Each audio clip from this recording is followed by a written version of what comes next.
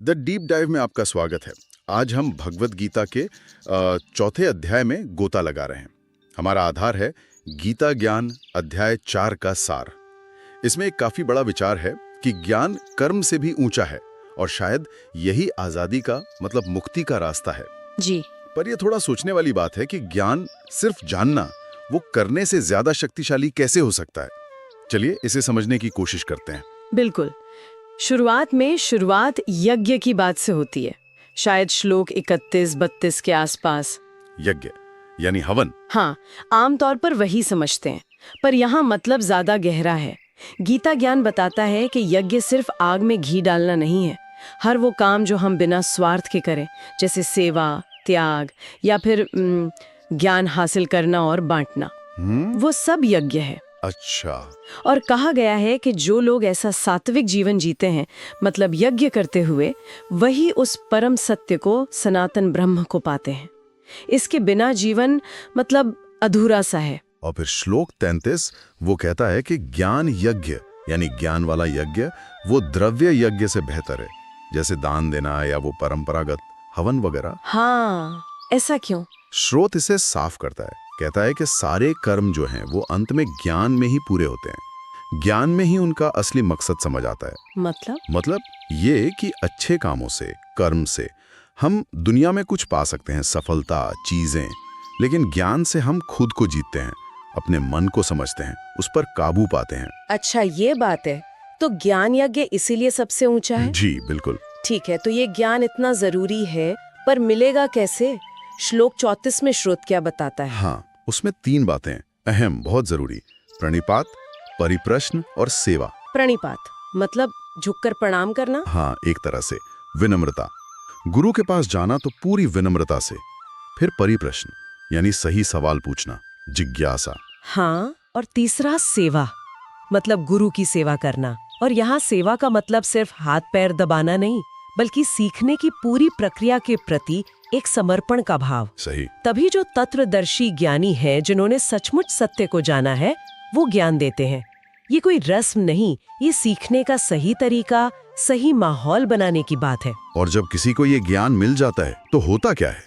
श्रोत में आगे श्लोक 35 से 38 शायद इसी बारे में है। जी, सबसे पहला नतीजा होता है मोह का खत्म होना। भ्रम मिट जाता है, चीजें साफ दिखने लगती हैं। अच्छा। फिर वो इंसान महसूस करने लगता है कि सारे जीव, सभी प्राणी उसी के अंदर है और वो खुद और सब कुछ परमात्मा में है। सब एक हैं। हाँ, वही अद्वैत दृष्टि। ये समझना कि ऊपर से हम भले ही अलग अलग दिखें, अंदर चेतना एक ही है। जैसे सोने के गहने अलग अलग होते हैं, पर सोना तो एक ही है। वाह। इससे मन को शांति मिलती है। स्रोत में ज्ञान की ताकत बताने के लिए कुछ दमदार मिसालें भी हैं, है ना?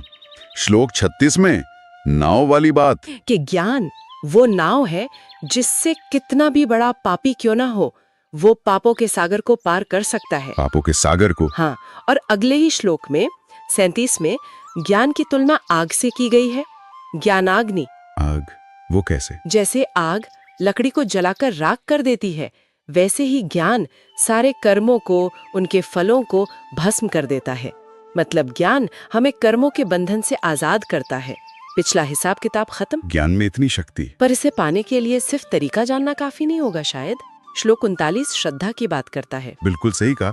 श्रोत भी यही बताता है कि जिसके मन में श्रद्धा है, मतलब विश्वास है, और जिसने अपनी इंद्रियों को वश में कर लिया है, वही ज्ञान पाता है। और ज्ञान मिलते ही उसे परम शांति मिलती है, तुरंत। लेकिन जो शक करता है, संशय करता है, जिसका मन हमेशा डाउट में रहता है, संशयात्मा, हाँ, उसके लिए न ये लोक है, न परलोक, न सुख।